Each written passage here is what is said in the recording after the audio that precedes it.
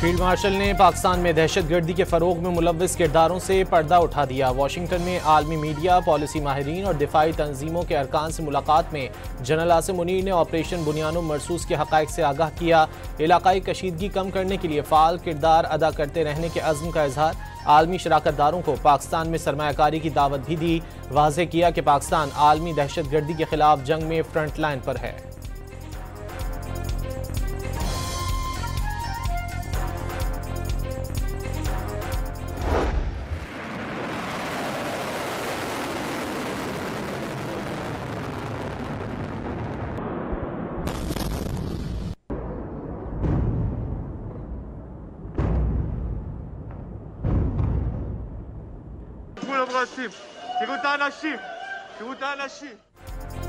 Iran का Israel पर एक और बड़ा हमला। बेरशेवा में टेक्नोलॉजी पार्क पर मिसाइल दाग दिए, इमारतों को आग लग गई, गाड़ियां राख में तब्दील हो गईं। ईरान का दिमुना में भी इसराइल के एटमी रिएक्टर पर हमला।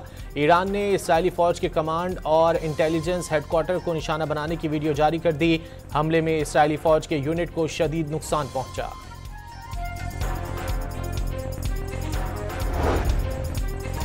इसराइली फौज का तेहरान में दर्जनों ईरानी फौजी तंसीबात पर हमलों का दावा। ईरान के जौहरी हथियारों की तहकीक के मरकज़ को भी निशाना बनाया। इसराइली फौज का ईरानी सुप्रीम लीडर की रिहाइशगाह को भी टारगेट करने का दावा। ईरान ने तरदीद कर दी। इसराइली वज़ीर आज़म ने ईरान में हुकूमत को गिराना या बदलना नहीं, जौहरी प्रोग्राम को बंद करना हदफ करार दे दिया। इसराइल ईरान जंग रुकवाने के लिए यूरोपीय ममालिक मुतहर्रिक हो गए। जर्मन, फ्रांस और बरतानिया के वज़ीर ख़ारजा आज जनीवा में अपने ईरानी हममनसब से जौहरी मुज़ाकरात करेंगे। अक़वाम मुत्तहिदा की सलामती काउंसिल का इजलास भी आज तलब कर लिया गया। रिकॉर्ड 1000 मंदूबीन की शिरकत मुतवक्के। बरतानवी खबर एजेंसी का अमरीकी खुसूसी नुमाइंदे स्टीव विटकॉफ और ईरानी वज़ीर ख़ारजा अब्बास अराग़ची के दरमियान इसराइली हमले के बाद से कई बार राब्ता होने का दावा। बहरान के सिफारती हल के लिए विटकॉफ और अब्बास अराग़ची ने मुतअद्दिद बार फ़ोन पर बात की।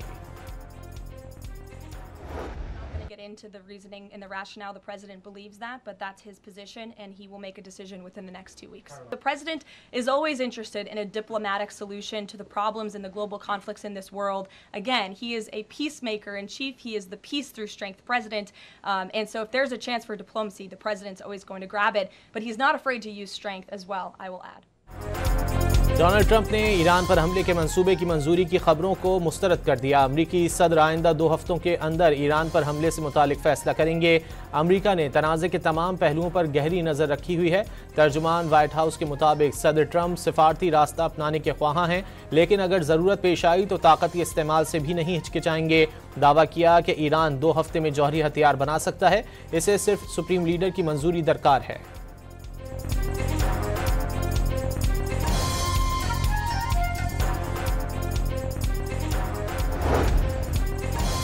अवार्ड याफ्ता अमरीकी सहाफ़ी सिमोर हर्श ने दावा किया है कि सदर ट्रंप ने ईरान पर हमलों की मंजूरी दे दी।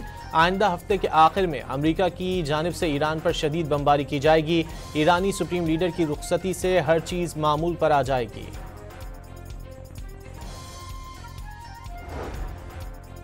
बरतानवी वज़ीर आज़म का अमरीकी सदर को दिमाग ठंडा रखने का मशवरा। सर कियर स्टॉर्मर के तर्जुमान का कहना है कि महाज़ाराई किसी के मफाद में नहीं।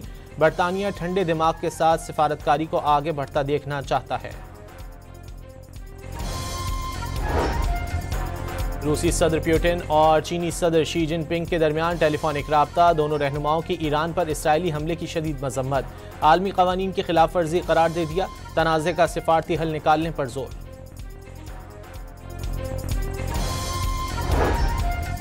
मारूफ चीनी थिंक टैंक के सरबराह विक्टर गाओ ने मशरिक़ वुस्ता के अमन व इस्तेहकाम के लिए इसराइल का गैर मुसल्लह होना ज़रूरी करार दे दिया। विक्टर गाओ ने कहा कि इसराइल का एटमी हथियार बनाना और दूसरों को धमकियां देना संजीदा मसला है। ईरान के एटमी असासों पर इसराइल के हमले जुर्म हैं।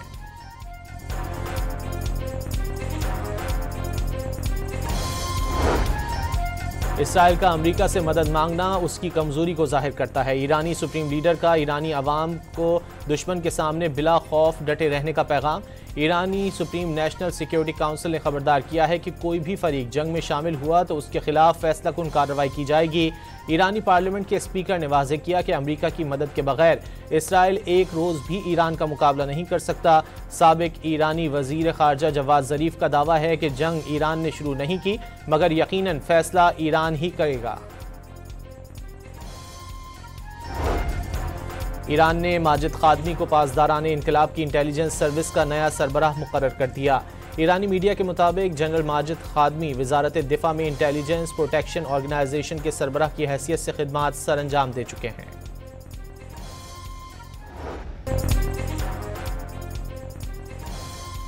ऑस्ट्रेलिया ने तेहरान में अपना सिफारत खाना बंद कर दिया। ऑस्ट्रेलियन वजीर खारजा के मुताबिक फैसला तेहरान में सिक्योरिटी की सूरत हाल के पेश नज़र किया गया। वेनेजुएला में इसराइल की मुखालिफत और ईरान की हिमायत में रैली निकाली गई, जिसमें हज़ारों अफराद ने शिरकत की। रैली में ईरानी सफ़ीर भी शरीक थे। सुप्रीम कोर्ट में मखसूस नशिस्तों के फैसले के खिलाफ नज़रसानी दरख्वास्तों पर समाअत। कंवल शौज़ब के वकील सलमान अकरम राजा के दलाइल जारी। कम ये तो होना चाहिए कि जो गवर्नमेंट साइट्स के जो बेंचेस हैं उसमें कोई ना कोई तो रिप्रेजेंटेटिव होना चाहिए, जो कि इस वक्त बिल्कुल ये नहीं है। इससे यही जाहिर होता है कि इनको इस हाउस की कोई अहमियत नहीं है, ना इस हाउस के जो भी यहाँ पे जो तजावीज़ दी जा रही हैं, जहाँ पे जो बातें हमारे सेनेटर्स कुलीग उठा रहे हैं, चाहे वो उधर से उठा रहे हों इधर से हों, हम उस वक्त तक जी वॉकआउट करते हैं जब तक कि कोई गवर्नमेंट का मिनिस्टर यहाँ पे नहीं आता। सेनेट इजलास में वज़रा की अदम हाजिरी पर PTI का वॉकआउट। आलमी सतह पर पाकिस्तान का बयानिया उजागर करने पर शहादत आवान का बिलावल भुट्टो को खिराज तहसीन। हुकूमत ने अवाम दोस्त बजट पेश किया। महंगाई में कमी आ गई, मईशत तरक्की की राह पर गामजन हो गई। शरह सूद 22 से 11% पर आ गई। वज़ीर मुमलिकत बिलाल कियानी का कौमी असम्बली में इजहार ख्याल। कराची के इलाके लांढी रज़ाकाबाद ट्रेनिंग सेंटर के करीब तेज़ रफ्तारी के बायस बस और ट्रेलर में तसादुम से 11 अफराद जख्मी हो गए। जख्मियों को करीबी अस्पताल मुंतकिल कर दिया गया। बहावलनगर में एक्सल टूटने से बस उलट गई। बच्चों और खवातीन समेत 10 मुसाफिर जख्मी हो गए। जख्मियों को DHQ अस्पताल मुंतकिल कर दिया गया। शिकारपुर में मंडी फाटक के मकाम पर कोयटा से पेशावर जाने वाली जाफर एक्सप्रेस की एक बोगी पटरी से उतर गई। कोई जानी नुकसान नहीं हुआ। मरम्मत करके ट्रैक को बहाल कर दिया गया।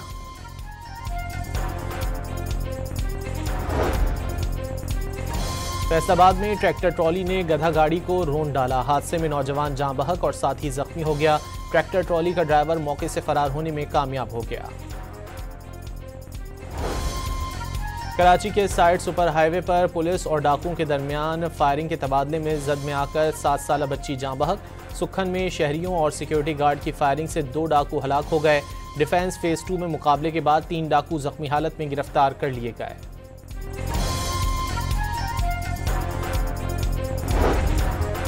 लाहौर के इलाके चून से 5 रुकनी डकैत गैंग गिरफ्तार। कब्जे से छीने हुए लाखों रुपए, मोबाइल फोन्स और नाजायज असलहा बरामद।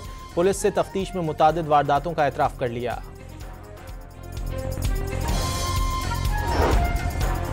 सेवन में मोटरसाइकिल छीनने के दौरान मज़ाहमत पर डाकुओं की फायरिंग से नौजवान जाँ बहक हो गया। मकतूल की 2 माह कबल शादी हुई थी।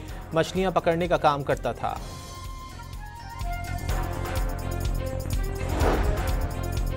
हरीपुर में एहतजाज के दौरान तलबा को जख्मी करने वाले कार ड्राइवर की गिरफ्तारी के लिए यूनिवर्सिटी के तलबा का एहतजाज। रुकावटें खड़ी करके जामे का मरकजी दरवाज़ा बंद कर दिया। आज होने वाला पेपर मनसूख कर दिया गया। कराची में मोटरसाइकिलों की नई नंबर प्लेट्स के लिए शुरू की गई मुहिम गैर मौसर हो गई। महकमा एक्साइज ने सेफ सिटी के लिए सिर्फ security feature number plate Majaz करार दे दी। ट्रैफिक पुलिस ने गैर मजाज नंबर प्लेट्स भी काबिल कबूल करार दे दी।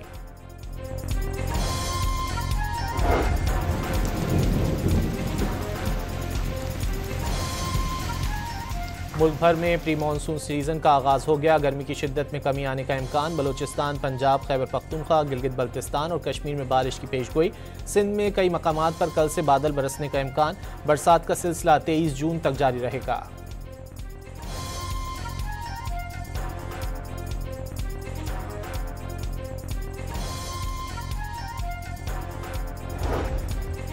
रूस का यूक्रेन के शहर ओडिशा में ड्रोन हमला। कई इमारतों में आग लग गई। फायर ब्रिगेड के अमले ने मुतासरा अफराद को इमारतों से बाहिफाजत निकाला। वाशिंगटन में चेयरमैन पीसीबी मोहसिन नकवी और फीफा के सदर के दरमियान मुलाकात। क्रिकेट के बाद फुटबॉल की बढ़ती हुई मकबूलियत पर तबादला ख्याल किया। मोहसिन नकवी की दौरे पाकिस्तान की दावत फीफा के सदर ने कबूल कर ली। नेशंस हॉकी कप के सेमीफाइनल में पाकिस्तान और फ्रांस की टीमें आज मद्दे मुकाबिल होंगी। मैच पाकिस्तानी वक्त के मुताबिक दोपहर 3:30 बजे शुरू होगा।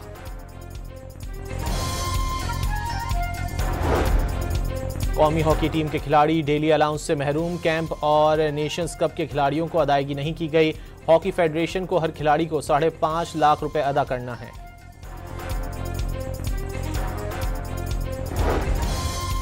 सीनियर अदाकारा आयशा खान की लाश सोराबगोट ईदी सर्द खाने मुंतकिल कर दी गई।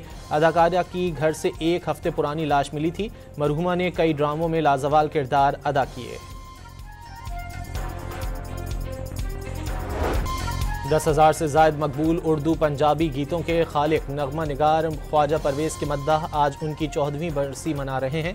नूरजहां, मुसर्रत नज़ीर और मेहदी हसन ने अपनी आवाज़ देकर उनके गीतों को अमर कर दी। वेनेजुएला में सालाना रंगारंग कॉर्पस क्रिस्टी त्यौहार, हज़ारों अफराद की शिरकत। फनकारों ने रंग बिरंगे कपड़े पहनकर खूबसूरत रक्स पेश किए।